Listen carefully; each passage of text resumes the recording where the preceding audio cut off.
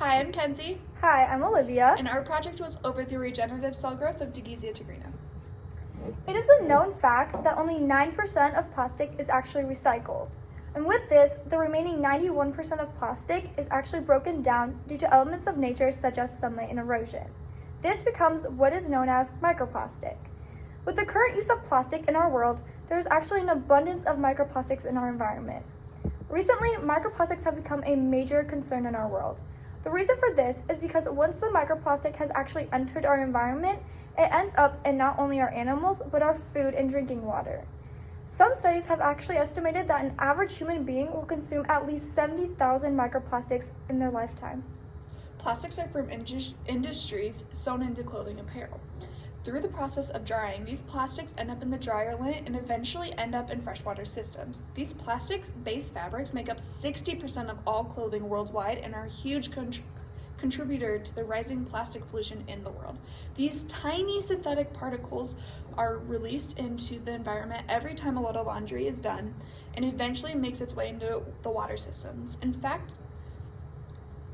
the majority of plastics in oceans is not in the form of large plastic, such as straws, but instead broken down plastics such as lint, and they're polluting the water. Every year, more than 100,000 mammals that are marine are killed due to the exposure to plastic debris in our water. Microplastics not only affect marine life, but also terrestrial animals such as birds. According to recent studies, approximately 90% of seabirds contain plastic in their stomach. The birds break down the plastic into smaller micro pieces, which they excrete. Due to this, the birds are actually major contributors to the spreading of plastic waste, and unfortunately, the toxins from the plastic remain in the birds' intestines. The purpose of this project is to determine if microplastic affects the regenerative cell growth activity as well as the reproduction of brown planaria. So we hypothesized that the reproduction and regenerative cell growth of Dugesia tigrina, also known as brown planaria, would actually stunt the regenerative cell growth. The microplastic would stunt the regenerative cell growth of the planaria.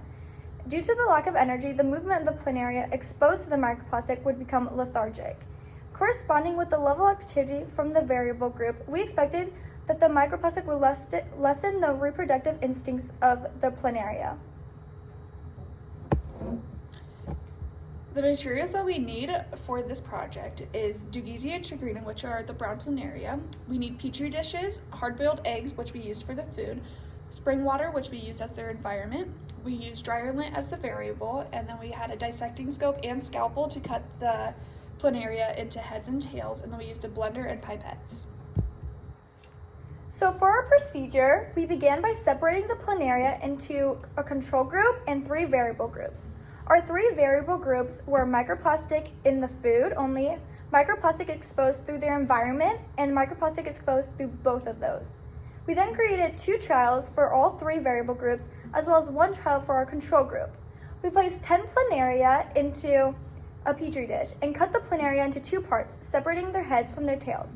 We did this at the site of the pharynx with a scalpel under a dissecting scope. We repeated these steps for the variable groups for an additional trial. We isolated the heads from the tails into petri dishes. So for the food, we blended a mixture of 1 hard-boiled egg and 50 milliliters of water for the control group. And then for the variable group, we used the same mixture, but we also added 2.5 milliliters of lint into the mixture and blended it for 30 seconds. Then we fed all the planaria 2 milliliters of the mixture for 20 minutes. And then we used pipettes to transfer the planaria into new spring water in new petri dishes. For the planaria exposed to microplastics through the environment, we actually mixed 2.5 milliliters of lint into the spring water, and then we repeated those steps every 7 days for 3 weeks, and then we recorded our results. So the results of our experiment concluded that the variable group exposed to the microplastic grew at an abnormally slow rate when compared to the control group. The group with the shortest time frame for regeneration was actually the control group, taking only 10 days to fully regenerate, while the group exposed to the microplastic solely in the food was found to be the second fastest at regeneration, with a time span of 14 days. The group surrounded by microplastic required 18 days. The longest group to regenerate was when the microplastic was exposed to them in both the environment and their food. And then you can see this on our graph, the average time span of cellular regeneration for brown planaria when exposed to microplastic. The control group was drastically shorter time frame, while the microplastic in both had a much higher, longer time frame to fully regenerate. The microplastic in food was only a slight bit less than the microplastic in the environment, but there still is a difference. And then for more results, we actually decided to do more than just the reproduction. So we went along and we recorded their energy level and the reproduction level of them. And for the energy level, we observed that the ones with the control group actually had the most energy, which is not a surprise because we feel that with all the toxins in their water and food, it would affect their health and make them less energized. And then for the reproduction of the planaria, it was actually quite surprising that right here you can see that the population for the microplastics in both the food and water one, or the food and the environment one, they actually repopulated the most from all other groups, which was very surprising to us. So by the end of our project, we deduced that the microplastic would affect the regenerative cell growth of the planaria as well as the reproduction. We hypothesized that the microplastics would actually stunt the growth of the planaria and result in little to no reproduction. At the end of our project, our results actually concluded that our hypothesis was only partially correct. The variable group took between like 4 to 11 days longer to regenerate compared to the control group. But on the other hand, the reproduction of the variable groups contradicted our hypothesis because they created more offspring. We believe that due to the abundance of pollutants in the environment and in their food, that the planaria felt the need to reproduce. In some cases, organisms in a stressed environment tend to reproduce to carry on their genetic population. If we were to redo this project, we would test this with different types of organisms as well as try to see if there is different types of microplastics instead of just lint.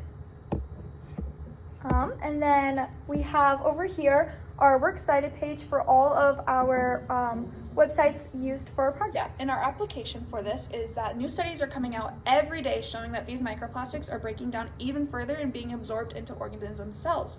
Much of the publicity to plastic pollution is centered on what is visible. However, with our research and new research, it suggests that we should be equally concerned about the harmful effects on the health implications of plastic pollution into the uptake of cellular function. This uptake can occur through the foods we consume and the water we drink. Our research supports these studies by also showing that microplastics are having an impact on cell regeneration of brown planaria, and then based on our research, consumers need to be aware of the hidden dangers of plastic pollution and its impact on human health. All right, that's our project. Thank you for listening. You.